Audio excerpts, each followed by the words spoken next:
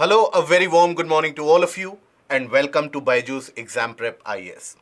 Welcome to today's The Hindu Newspaper Analysis, where we shall be discussing the important articles which have appeared in the Hindu newspaper, the Delhi edition of 1st of September 2023.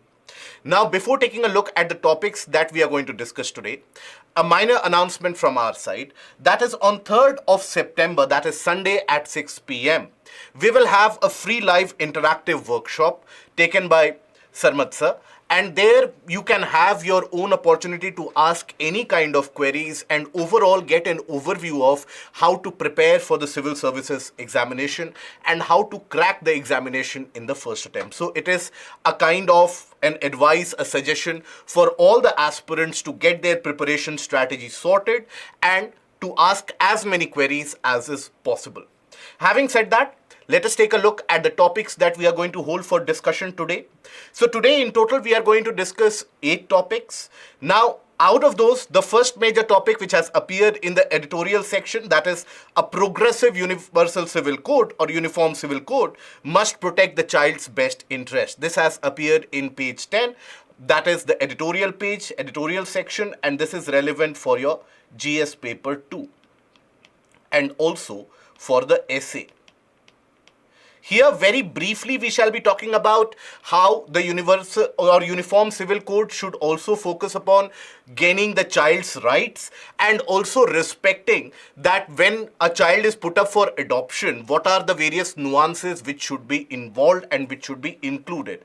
We are also going to talk about the dichotomy of the various different laws and how the governing of those laws has led to very contradicting judgments issued by the various different high courts in the process.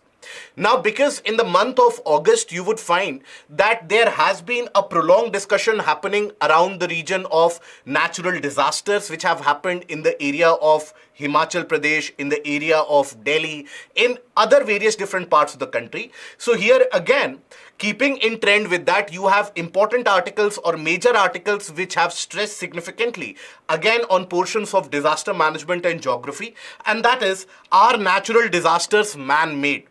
Now, this is a kind of a Q&A section of sorts in the op-ed page where you have the deliberation going on that why is it that these natural disasters are happening and what is the role of humans played in that.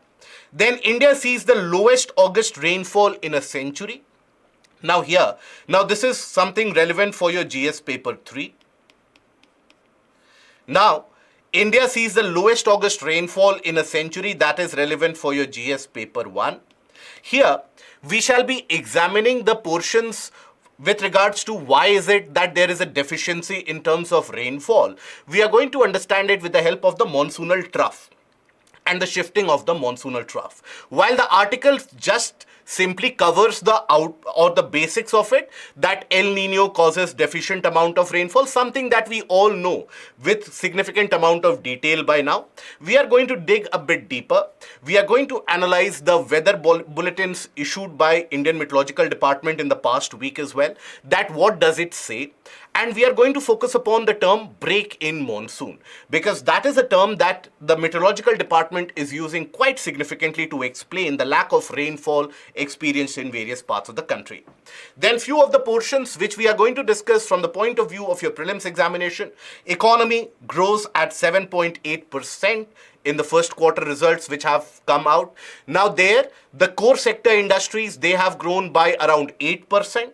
Now this 7.8%, what is its relevance?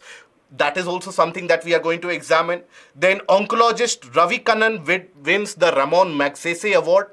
Now, that again we will discuss. Why is it that this award has been given to him?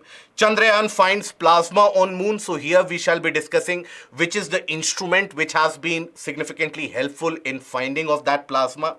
After India, Philippines, Malaysia and Indonesia, they also protest the map which has been released by China very recently, where China has included large swaths of South China Sea and also the region of Ladakh and Arunachal Pradesh, some portions of it within its own map. So that is something which is growing on into an international protest.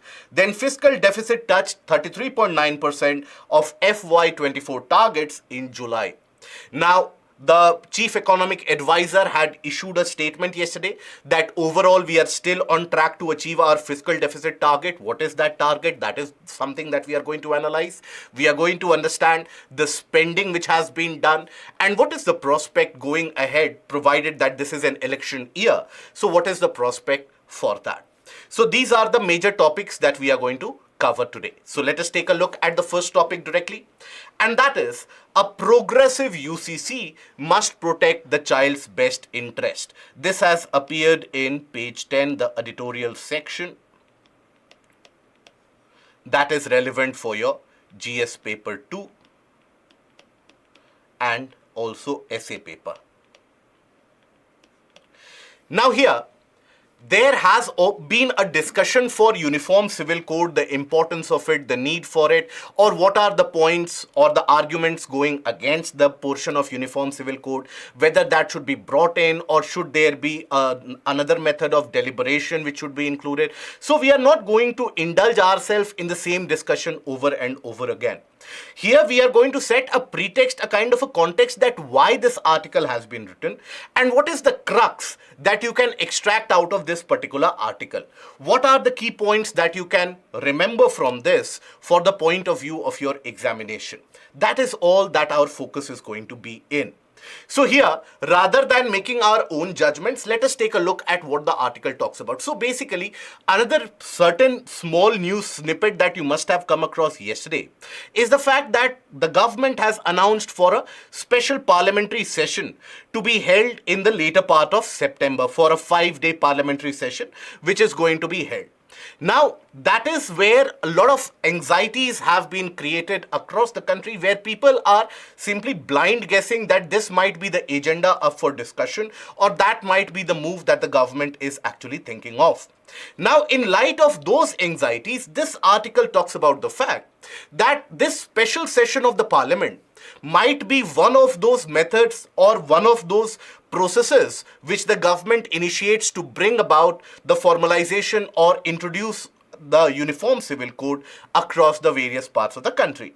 So that is where this article draws its entire content from, that once that Uniform Civil Code is to be introduced, many of us, we are only concentrating upon certain aspects of Uniform Civil Code, that is the matrimonial aspect, divorce, polygamy, and even inheritance laws.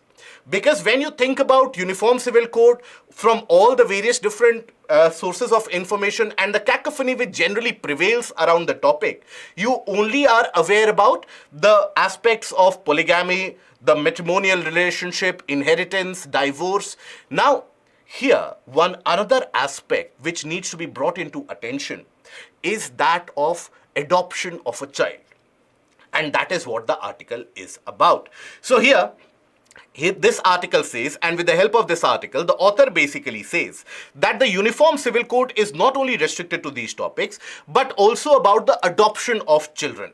Now, in our country, the adoption of children, and generally when you have the children and their custodial inheritance in a sense, or who will get the custody of the child.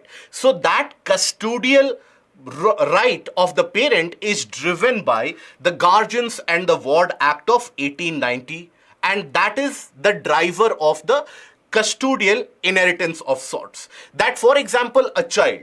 Now, let's suppose when we talk about the child being put up for adoption, or when we talk about in the case of a divorce, where will the child be, or who will have a greater right to the child or a greater right of custody to the child, be it the biological parents or the adoptive parents, be it the father or the mother, who will have a greater amount of custodial ownership. So that is driven by the Guardians and the Ward Act. Now, that custodial ownership in case of a child, that is very important a question to be posed.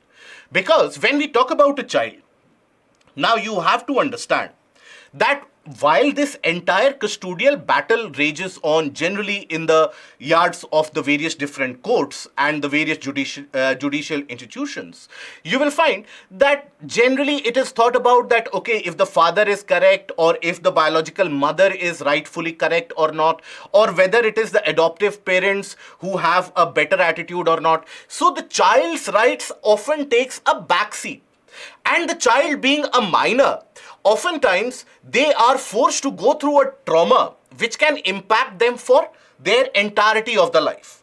So that is why, as per the author, this uniform civil code that we are talking about, the draft, if the government introduces the draft and when the government introduces the draft, that should also include about the custodial ownership of the child and the custodial rights that the child possesses. So it talks about welfare of the child as the prime consideration as per the Guardians and the Ward Act 1890. That is the present norm.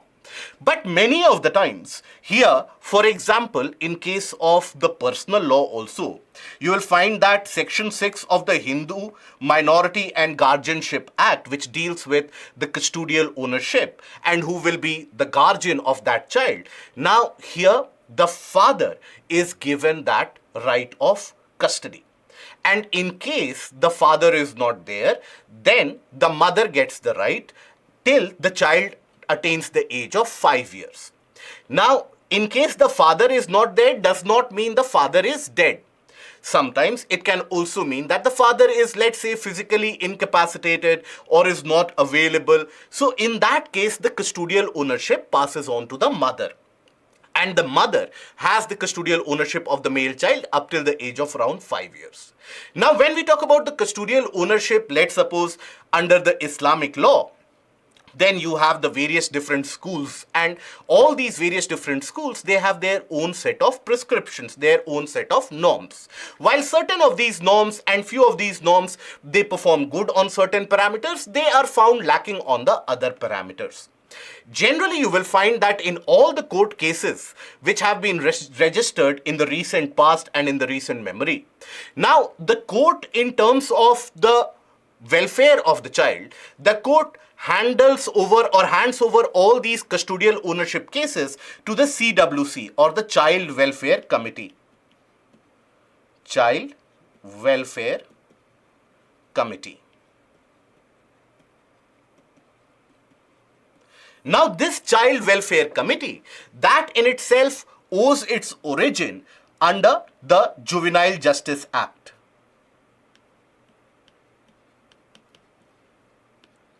In the sense, it is not as if the Juvenile Justice Act drives the formation of the CWC, but CWC, when it makes any of its decisions, any of the decisions based upon whether the child should be owned up or taken into custody by the biological parents or the parents who have adopted the child, in either of these cases, they consider the norms which are mentioned under the JJ Act or the Juvenile Justice Act.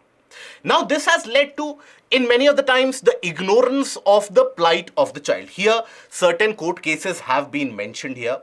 One of the court cases which has been mentioned is that of the Bombay High Court judgment. Now, from the get-go, let me make it very clear that as a candidate, you are not supposed to keep a track of all these court cases, because that kind of in-depth court cases matter, and the matter of jurisprudence, they are not asked in the examination directly. But you should be able to look at the broader trend. So as per the court judgment which was made by the Bombay High Court on 26th of July 2023, you had a unique incident where earlier, as the situation was emerging, was that you had a female, that is a girl, and a boy, both of them in their 20s, both of them basically eloped and escaped from their homes. Now, eventually, the girl conceived, gave birth to a child, and the girl's parents, at that point of time, because the girl was considered to be a minor, they registered a case against the boy. Now, they registered a case of rape. And that is where eventually, after a lot of dilly-dallying in the court, where initially the child was granted the custody in and various adoptive parents, they took the custody of the child. After that, the court handed the matter to the CWC, and the CWC again reverted the custody back to the biological father. Now, this has brought about certain instruments and certain aspects in terms of child rights. And that is what you have to focus upon. That when we talk about the adoption or when we talk about the raising of the young one, it is much more than giving rights to the biological parents. While the biological parents, they definitely deserve to have a say over the child's upbringing. But you also have to consider that many of the times it is the case that the child, when it is put under the custody of some adoptive parents, where someone or a couple, let's suppose they have adopted a young one. Now, after that, letting go of that young one is very traumatic, not only on those parents, but also on the young child as well. So here you have to take into consideration the rights of the child.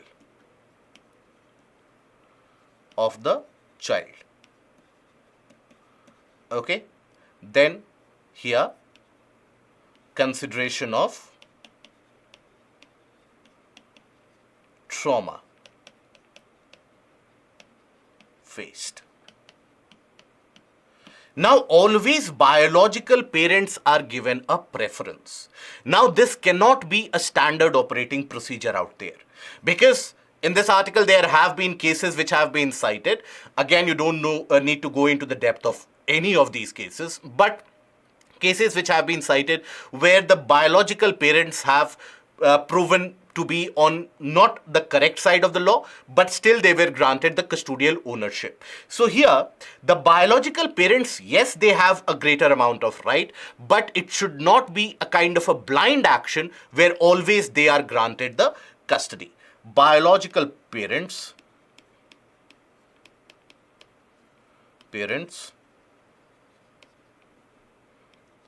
shouldn't be considered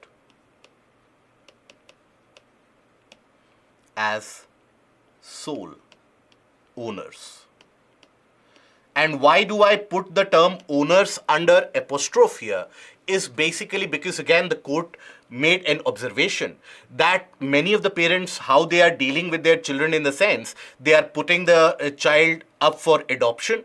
Now, after some time, they are taking their child from that adoption center, they are keeping that child with themselves, and then again giving it up for adoption, and later fighting the same case in the court. So there the court had issued a statement that a child is not a mere property. You cannot go for a commodification of the child, where you hand the child over when you are not able to take care of them, and later on when your condition improves, you take the child and again you hand them over. Now, in the meanwhile, the child's age is also growing up, and if the child has been taken up for adoption or whichever care house or shelter home that child is being kept into, that child develops their own ecosystem around them, and the trauma faced by the adoptive parents are also significant. So one has to keep in mind the trauma faced by adoptive parents. The parents who have adopted the children. Then after that, overall, the rights, they have to be kept in mind, and this uniform civil code, which whenever it is going to be drafted, whenever it is going to be presented, that needs to keep in mind that the law needs to be very simple, applicable for all, without any scope for much subjectivity, where you can have the various lawyers on either side twisting the meaning or the implication of the law to suit themselves. So the law has to be uniform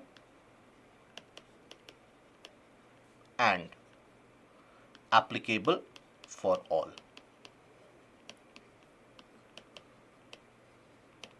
Right? Subjectivity in the law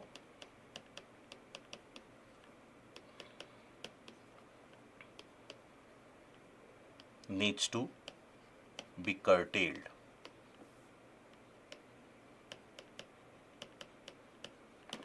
Okay, that needs to be curtailed overall.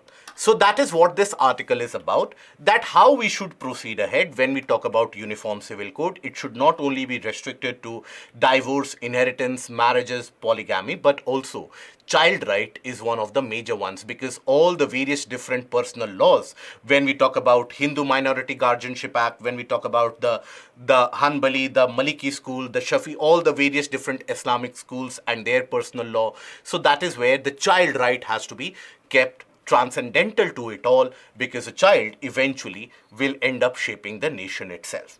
Then after that, we come to another article which has appeared in the op-ed section, and that is in the form of a Q&A which does usually appear, that is, are natural disasters man-made? So when we talk about the natural disasters, are they man-made or are they simply a result of the climate change? Now, while we have had a discussion about it previously as well, now in this process of discussing this article, we shall again be touching upon the various different causes which leads to these disasters happening very frequently. And why this discussion is there, it is because these disasters, they are becoming frequent not only year after year, but within the same year, various different areas, they suffer from the same problem. Right. Last year, the entire country was pondering over what has happened in Joshimat. Now, Joshimat has taken a backseat in people's imagination quite significantly, and Himachal is the one which is predominating the discussion. 10 years have passed since the woefully disastrous Kedarnath tragedy, which claimed the life of more than 25,000 to 30,000 people. So that is what poses the question, that are disasters man-made or are they natural? So this is again for GS paper 3. Now here, if you talk about, then we have been witnessing the various different disasters unfolding in front of our eyes.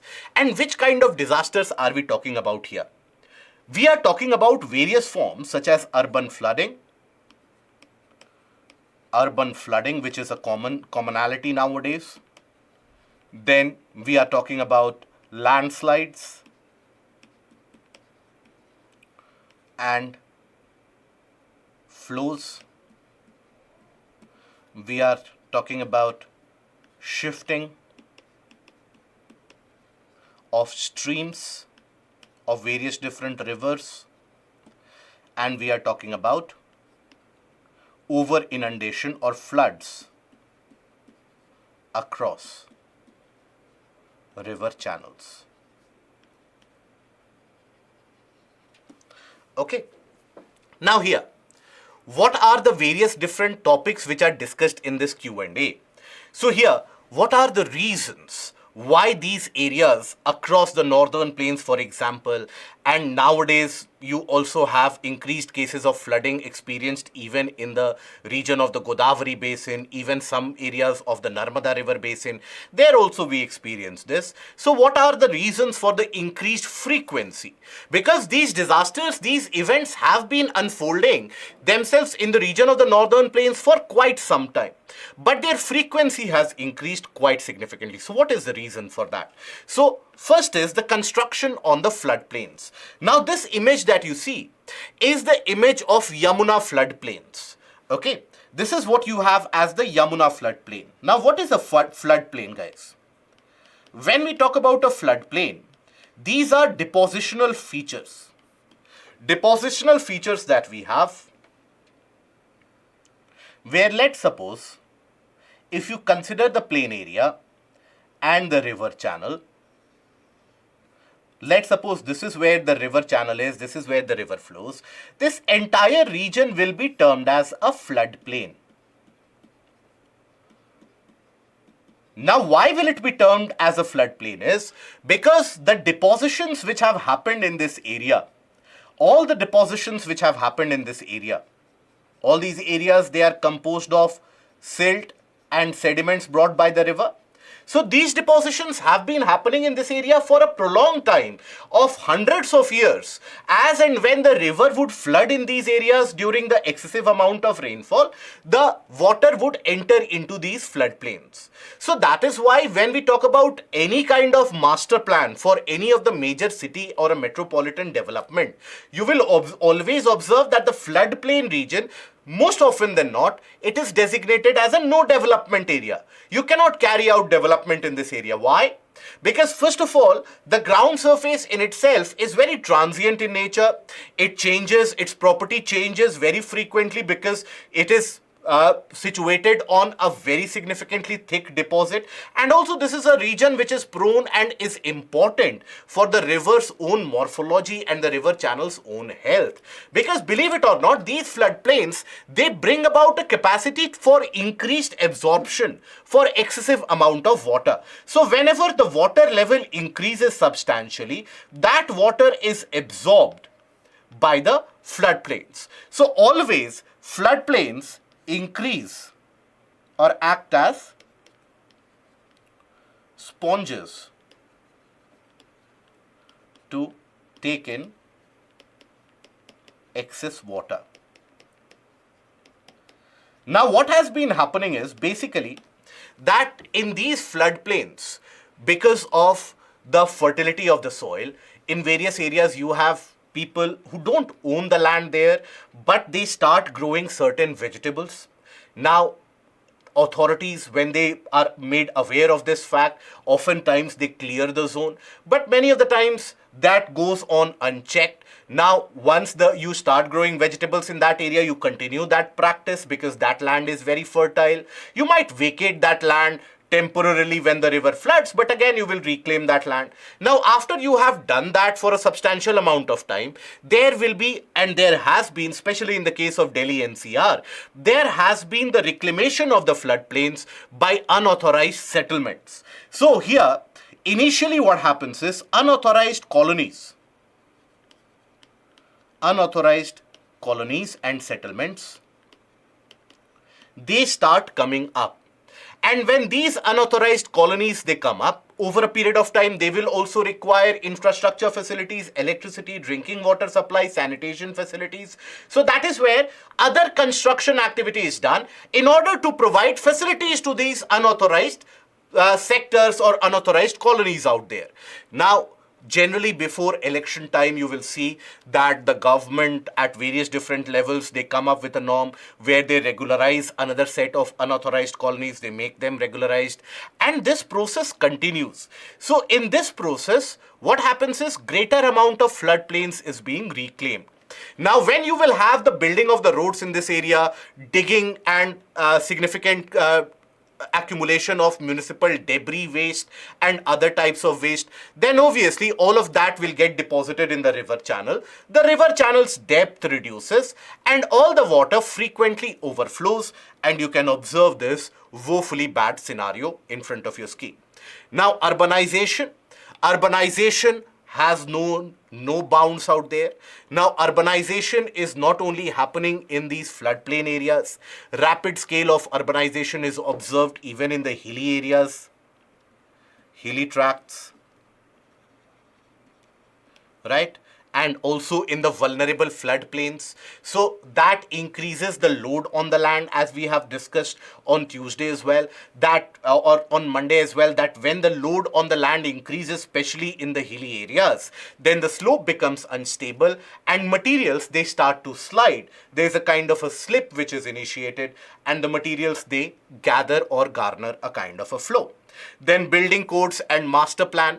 There needs to be a proper devising of the master plan, a recalibration which needs to be done, that which are the areas where we have done the woefully incorrect construction activity. If a construction activity has already been done where, let's suppose, the drainage path in itself is blocked, that is something which is observed in cities such as Bangalore, Chennai, and to some parts even in Mumbai, Hyderabad obviously. Now what this has done, generally if you take a top view of a river anywhere, now you have various different areas across the city limit where excess water eventually is channelized and drained into the river. You have various different flows in the land itself with the help of the gradient of the land. Accumulated water in various areas, they are automatically channelized into the main river and the city does not flood. However, what will happen if you can assume, if let's suppose in this path you have had a construction in this path.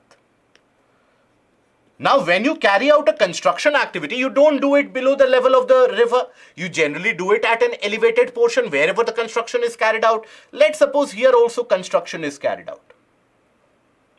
Now, earlier, what was the condition was that wherever there was excess water, it could drain through this channel into the river. But now here you have created an elevated portion. Here also you have created an elevated portion. So where will all that water go? All that water will begin to accumulate, will flood the nearby regions. To add on to that, let's suppose the river water also breaches its limit, then the impact of the flood will be very devastating. Something that, or an event that Chennai, Bangalore and Hyderabad, they are suffering on a day-to-day basis, on an annual basis. In the case of the city of Chennai, the situation is so bad that the topographical, the slope of it, the region in itself has underwent a massive change. Earlier, the slope would direct all the water towards the river, but now the slope is from the river outward. So any amount of excessive water will immediately flood the city. Now, in this case, what can help? First of all, because it is important to find a solution, pointing problems is very easy. So what is the solution here? The solution is wherever we find out that there is a settlement which has happened, a construction which has happened, after gaining due clearance, that is when the construction has happened. Yes, there have been illegal construction, but many of the times it is a municipal corporation who are in cahoots with the builders and they allow for the construction with all the documents being passed. So then you cannot raise these buildings to the ground. That will impact in economic loss of huge proportion. So you need to build upon some diversionary channels, right? Some diversionary channels need to be built so that excess water gets a pathway to flow out. If that drainage is not built, that is what is leading to contamination of the wetlands, encroachment of the wetlands, for example, then encroachment in the natural ponds and lakes also. That is also creating these issues. Now, one of the aspects that this article has talked about is the better prediction model. If you have a better prediction model, now when we say a better prediction model, what do we mean? So, here, for example, you have Indian Institute of Tropical Meteorology, which is situated in Pune. Now, that is the organization or the institution which takes a particular care and particular keen attention into framing of the forecast that we receive in our country. Now, obviously, the forecast is generated by Indian Meteorological Department, but that institute also generates its forecast with the help of various radar systems. Now, as of now, many of the radars that we have in our country, they give you an idea that, okay, the cloud cover is coming, this will cause some amount, XYZ amount of rainfall out there. So, you need the deployment of Doppler radar systems, which are available. It is a technology which is already available. So, Doppler radar systems, they give you an idea not only about the regions which are going to be impacted by rainfall, but also that the amount of rainfall which will be experienced in these areas, the density of the cloud cover as well. Now, this helps you prepare well in advance, because if you know that a high amount of cloud cover is building up over the hills, chances are that there will be a cloudburst event. Because whenever you have a cloudburst event over the hilly area, generally, the clouds, they keep on becoming unsustainably large. So that is a kind of a forebearer that a cloudburst event is going to happen. So there, if you deploy these Doppler radar systems, the prediction model will change, and that will help us save substantial amount of people from these disasters. Because when we say a disaster has happened, when you see the buildings toppling in an area, people don't call it a disaster. But when you have human lives at stake, that anthropogenic factor is very important in naming something or classifying something as a disaster. So even if, let's suppose, you have a prior warning of 24 hours or 12 hours that in this region a cloudburst event is supposed to happen, people will take shelter in a high ground place or in a safer areas. Hazard zonation thereby needs to be done. And here a success story in the case of Mumbai has also been given, where Mumbai for the past decade and a half had been suffering from frequent urban floods. Every time during the rainy season, the water level in the sea would increase substantially due to high tides and also the wave action, and substantially at the same time the sewage network in the region of the entire municipality of Mumbai, that sewage network was very much, or drainage system very much, was a legacy of the British times. So there substantial amount of money has been spent to improve that drainage system of the city. As a result of that, the city has now become capable enough to handle excess amount of water flow. And that is why in the recent past, you don't come across, or in the recent events, you don't come across such massive and humongous floods impacting the region of Mumbai. That has also included rejuvenating of the Mithi River channel, allowing the natural flow of the water associated.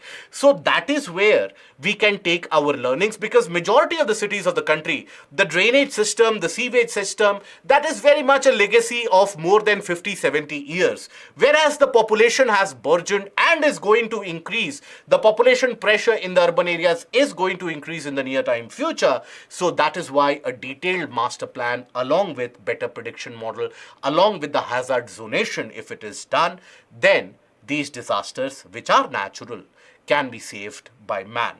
Okay?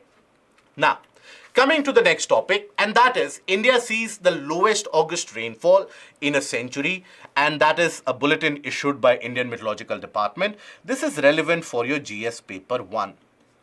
Now here, in the month of August, we have received below than average rainfall. Below than average, what is the expected amount of rainfall?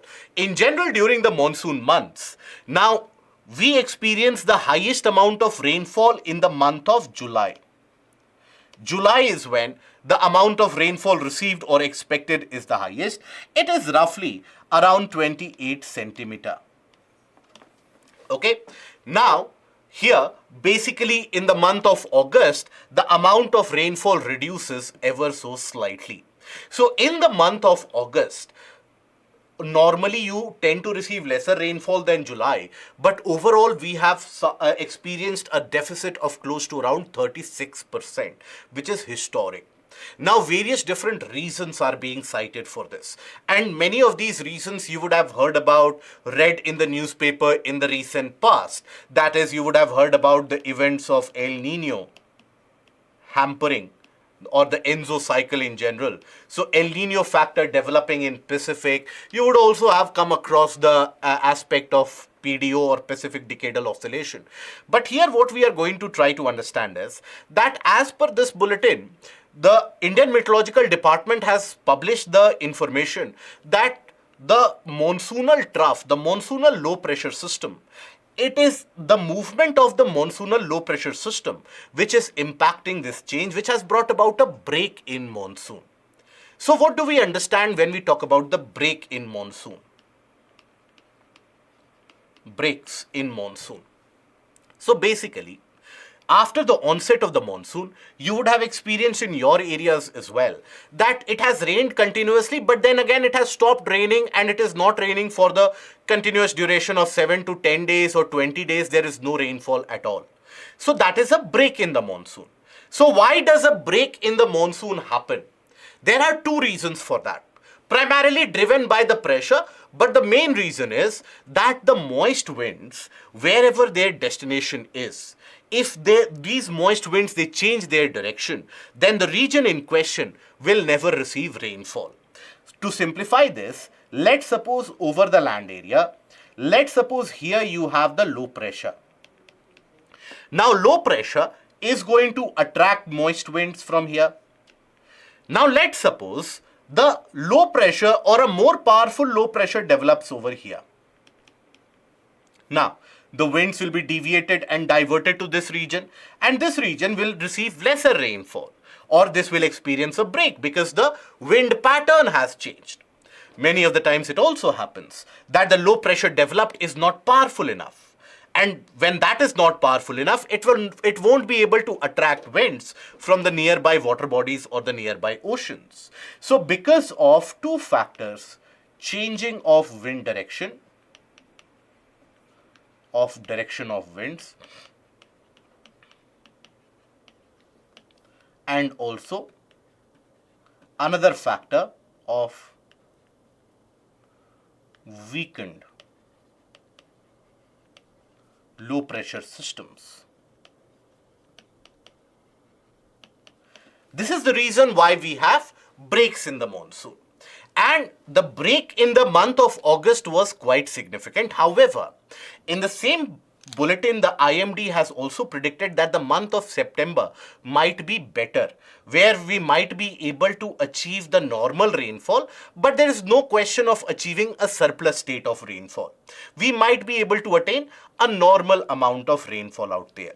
Now, why is it that the bulletin is basically optimistic about September? We will take a look at that as well. But first of all, here, as per the IMD's website, this is the advance of the southwest monsoon. The approaching monsoon in India during the months of June, July and August, they are referred to as the advancing monsoon because they advance over the entirety of the country. Now here you would observe in general that there is a discrepancy between the normal date for onset and the actual date for onset. There is a difference between that, right? For example, in this area, the normal date for onset was supposed to be 20th of June. But in this area, you will observe that the monsoon has embraced this region on 1st of July, right? Or 25th of June to 1st of July. And also the coverage has been very drastic. The coverage after covering this particular portion, after that the movement or the advancement had been a bit haphazard, and then suddenly there was a rush here, right, in the northwestern part. That is why northwestern part is experiencing such events of flooding, cloudburst, etc., because the advancement was rushed. Now overall, let me tell you that how is it that the monsoons bring rainfall? The monsoons will bring you rainfall because of the creation of the low pressure system, which is referred to as the monsoonal trough. It is that monsoonal trough which is nothing but a low pressure system. This is a low pressure system. Okay? That is the monsoonal trough. It attracts winds to the low pressure and causes rains. Generally cyclonic rains or frontal rains. Okay, that is created. Now under normal condition, this is the position of the trough of the monsoon under normal condition. This entire region that you see across the northern part of the country and the central part of the country, this is a low pressure area. Here also you have a low pressure area which is created. Okay, so that is why always you will see that it might have a variability in terms of impact over the rest of the country. But the western part of Western Ghats, they keep on receiving adequate amount of rainfall because as compared to the nearby water bodies, they will also always represent a relative low pressure. But it is the low pressure systems and cells which develop over this area that is very essential for the winds to move. And as and when they encounter the land boundaries, they will cause rainfall across this entirety of the region. Presently, what is happening is, as of now, this low pressure system has shifted to the foothills of the Himalayan range. If I give you the details of the bulletin, it might get very technical, but don't try to learn anything from this technicality. Just observe that how IMD issues the bulletin. So IMD's bulletin is about the monsoon trough on 24th of August. So there it passed to the region of Firozpur, Karnal, Meerut, Azamgarh, Patna, Devghar, Diamond Harbour, and then southeastwards to east central Bay of Bengal, right? Now, it shifted along the foothills of the Himalayas during the 28th and 29th of August. So when you have the shifting of the monsoonal trough happening in the foothills of the Himalayas, what will happen? So here you have the low pressure system. So the rest of the country in this case is going to experience a deficiency of rainfall. Okay, in this case, rest of the country experiences deficiency of rain. But what about the Himalayan foothills? The foothills, they receive excess amount of rainfall. This will increase the chances of flooding furthermore, because this is where majority of the Himalayan rivers, they get and gather their water. So if these regions, they start receiving excessive amount of rainfall, excessive amount of, let's suppose, precipitation, that will bring about or induce substantial amount of flooding in the process. So, but on 30th, that is when yesterday and day before yesterday, the monsoonal trough has started shifting to the south. So this trough overall, this trough has indicated a movement to the south. Now what that means is that in the coming week of September, the region in the area of Karnataka, Andhra Pradesh, parts of Telangana, Odisha, Tamil Nadu, they will continue to receive rainfall. But the other regions of the country, the northern regions of the country, they will get impacted. Now this will also impact the agricultural productivity. Now majority of this, or the lesser amount of wind movement, the weaker wind movement which is being experienced, and it is the weaker wind movement over the Indian subcontinent which is bringing lesser moisture to India. And if you would have had greater amount of wind movement across the Indian subcontinent, more moisture from Bay of Bengal, Arabian Sea, more rainfall. But the weaker movement is driven by the conditions of El Nino. Now, you would have known this quite significantly by now that El Nino is when you have the warming up and heating up of the central and the eastern Pacific.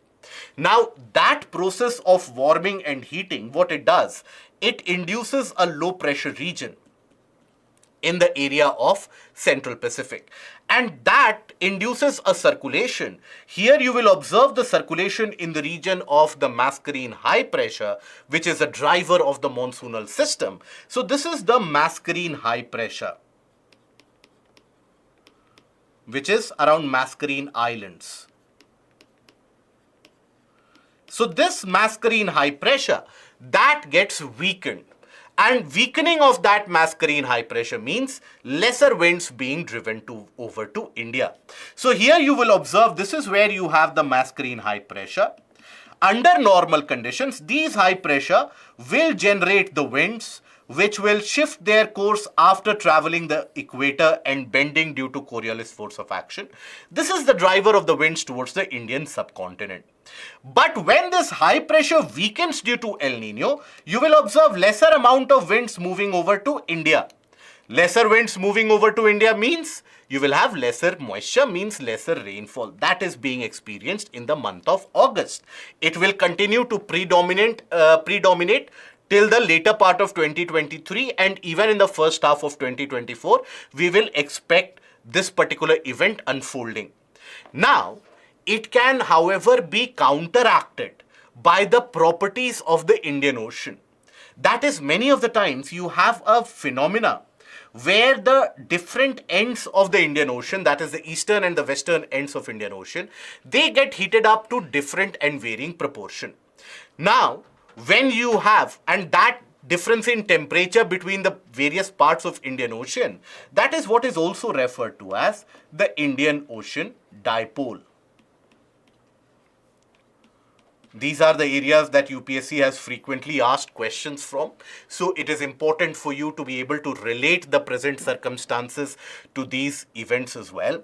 Now, what is expected to happen in the first 15 days of September, due to which Indian Meteorological Department has given a positive outcome or a positive indication that it will counter, or it will have some amount of counterbalancing power where you will have some amount of normal rainfall which is achieved. That is, the western coast of the Indian Ocean, the western part of Indian Ocean, that is becoming hotter. as compared to the eastern part. So this will generate or can lead to generation of a positive IOD. Positive IOD. Now what a positive IOD is, when the western part of Indian Ocean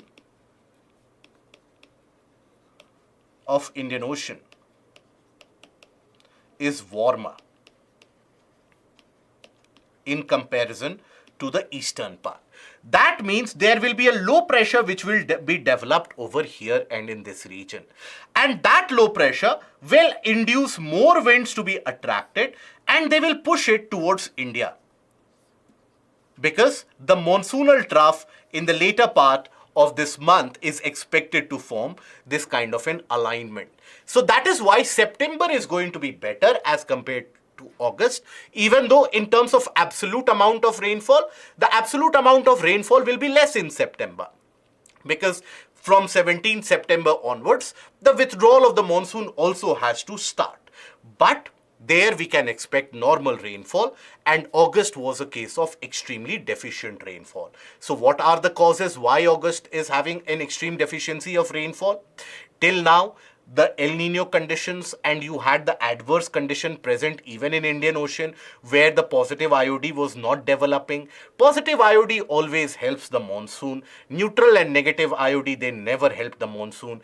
So the Indian Ocean conditions were also not helping. Monsoon trough was not developing significantly.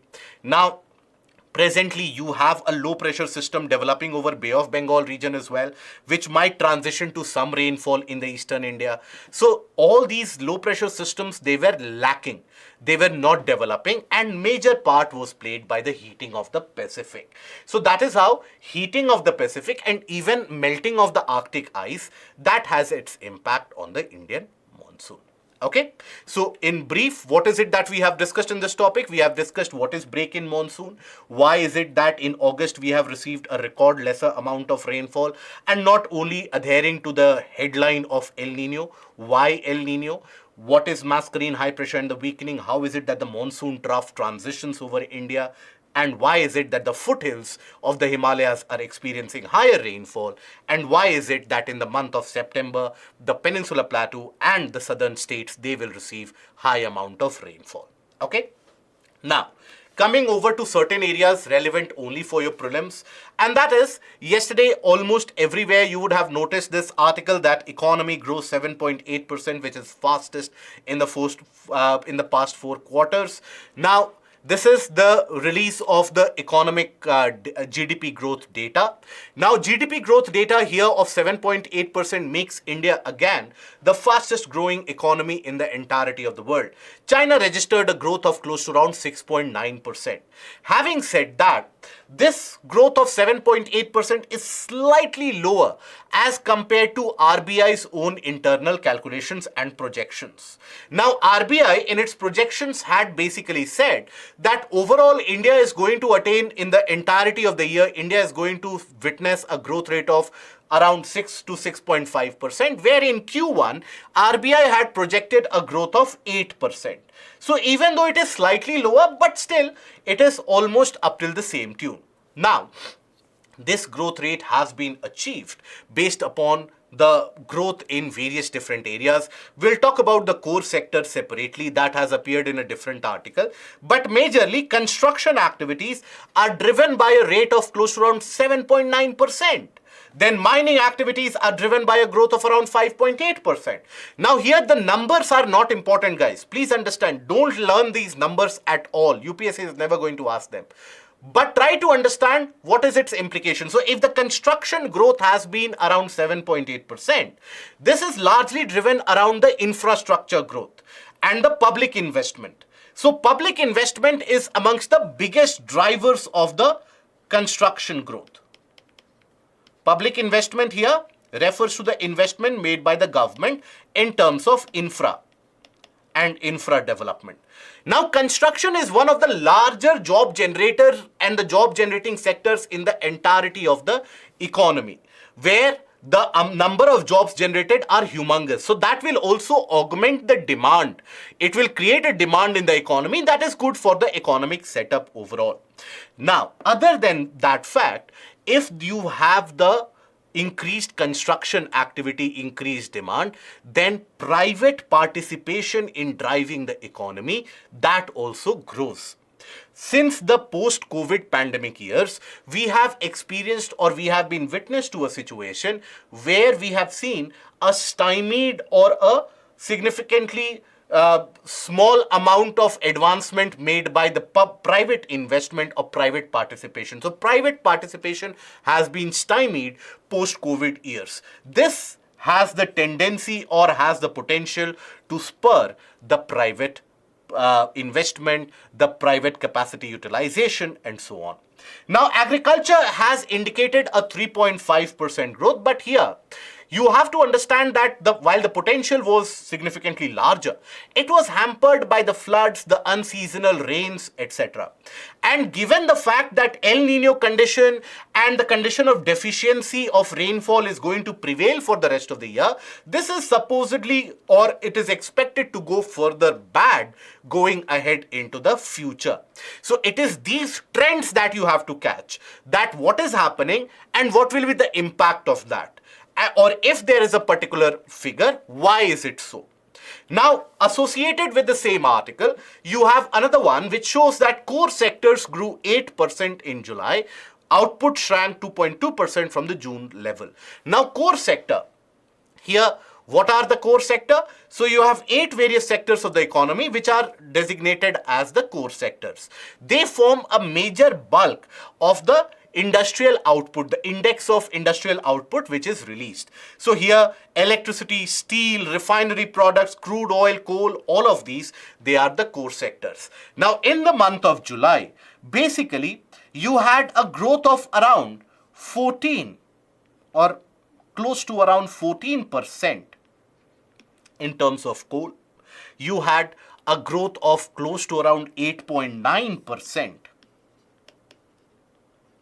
in terms of crude oil, and you also had substantial growth indicated by the steel sector as well, where it grew by again close to around 13%.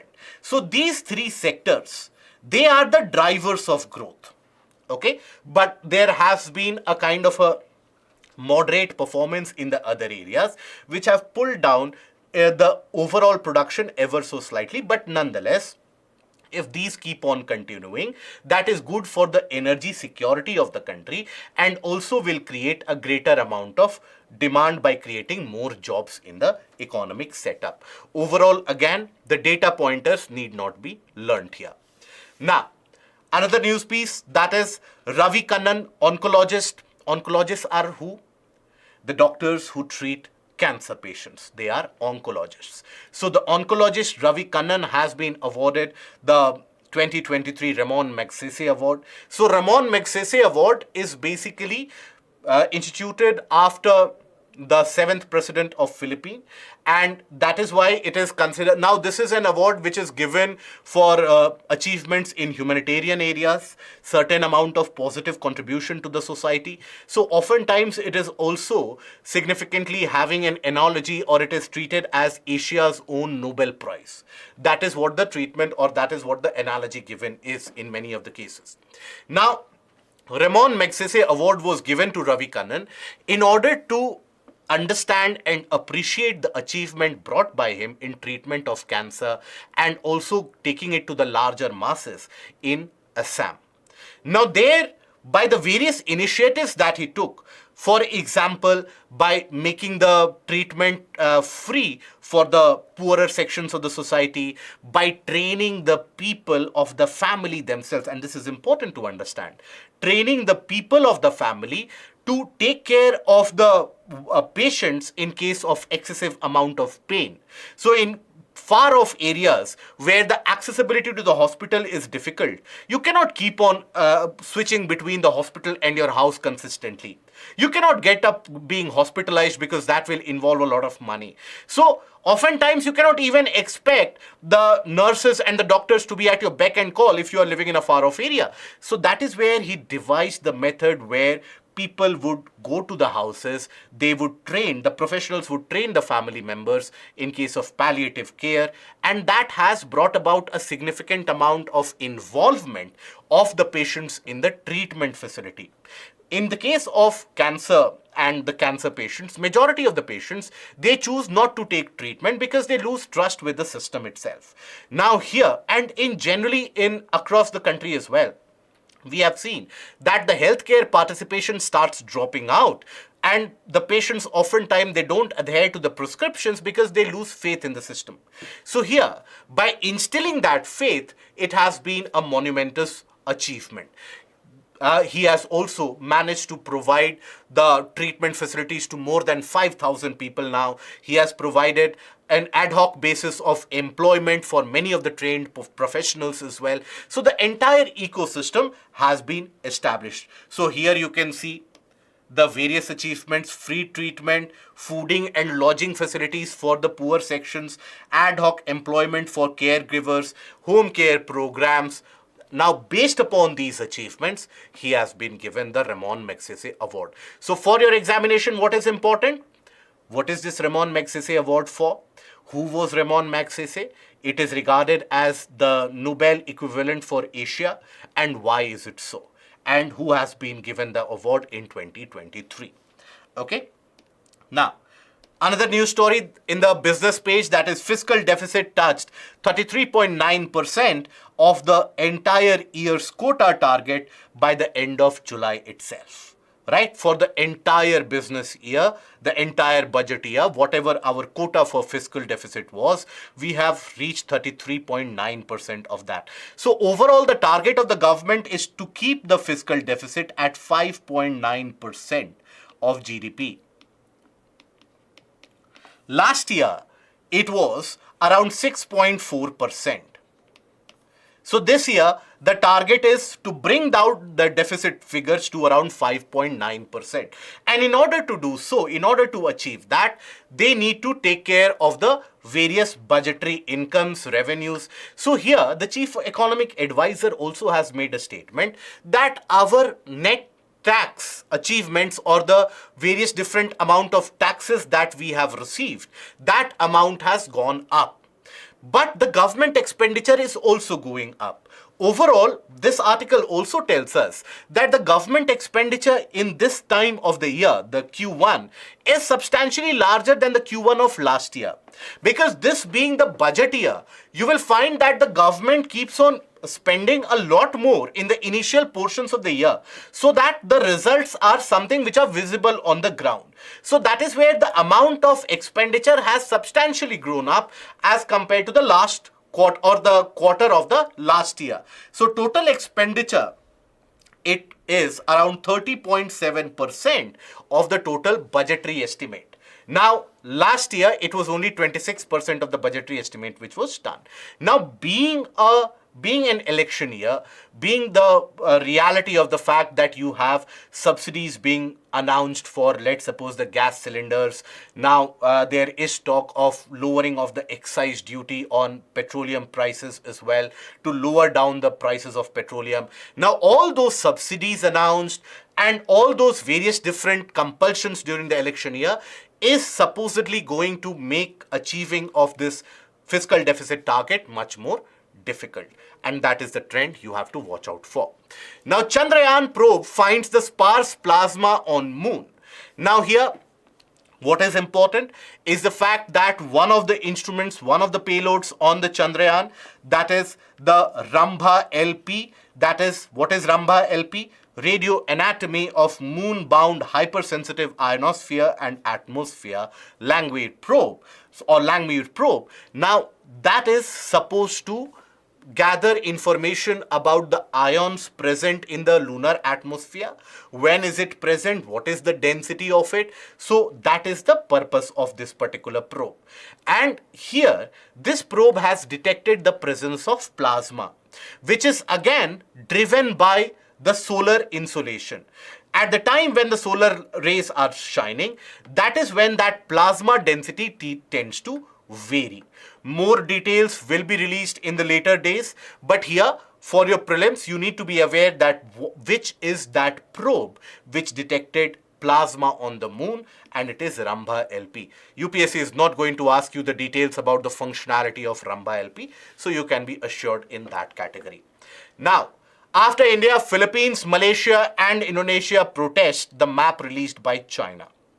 Now, India has protested it already. Now, because China has released a map recently which lays its claim, or it says that China has claims over the region of eastern Ladakh, the Aksai Chin region, parts of Arunachal, and also significant large portions or almost the entirety of South China Sea. And China has got this kind of a modus operandi where it releases a map so as to generalize the understanding that all this area is under China and Chinese occupation, and they are doing it for a long-term objective. That 20 years from now, they will be in a position to dictate that, look, all the meanwhile for 50 years we have been releasing the map and signifying our claim, so that is our claim line. But this time, as was the case last time when China released its map as well, you had various different countries who have the dispute, particularly the disputes around the various different islands in South China Sea, which are supposed to be rich in mineral oil. So various different countries like the Philippines, they have contested that claim. And you also have Indonesia and Malaysia joining the bandwagon.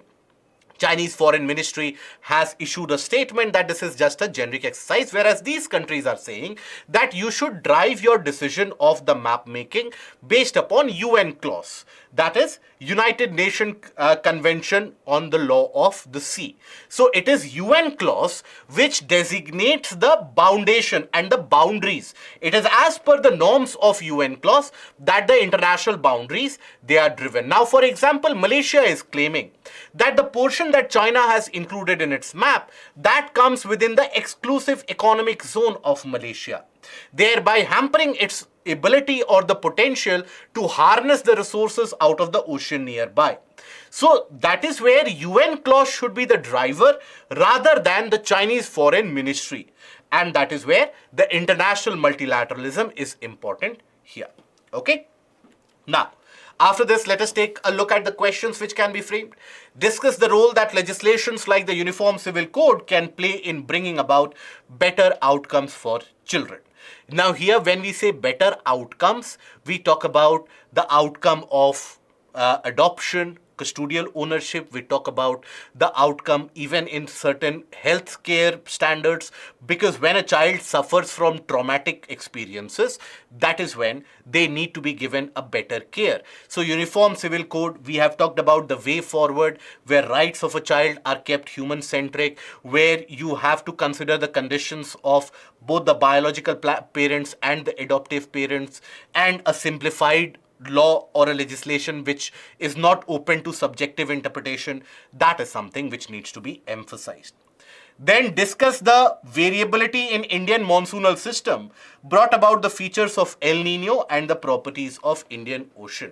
So here, this is a detailed answer which needs to be written. So in the introduction, write about the fact that Indian monsoonal system is dependent upon a host of various different geophysical characteristics, from the realities of the Pacific Ocean to the features of the Indian Ocean to the factors driving the Tibetan highland temperature. Now, you also have to highlight why Indian monsoonal system is very important to us. So a brief sentence will solve that purpose, where you simply say that a country like India, where 70 to 80% of the rainfall is received during the monsoonal months, having a better prediction and a healthy monsoon is very vital, not only for the large section of the population, but for the entire economic setup as well. We have seen that in the case of the economic GDP growth also, we have discussed that how El Nino year will impact the growth rate in the coming days as well. So all that you have to highlight. Then talk about the Enzo cycles, how they will weaken the mascarene high pressure. Then you talk about the Indian Ocean dipole, how they can counteract that low pressure or the weakening of the high pressure. And thereby, with the help of the image, you can substantiate your answer. Okay, so that will be all for the session here today. I hope the session was helpful, meaningful for you guys. We meet again on Monday. Till that point of time, do take care of yourself. Don't forget to click on the like, share and the subscribe button. And also do visit the Telegram channel and attempt the multiple choice questions which have been framed from the topic. Thank you all for the patience. See you again. Take care of yourself. Goodbye. Thank you.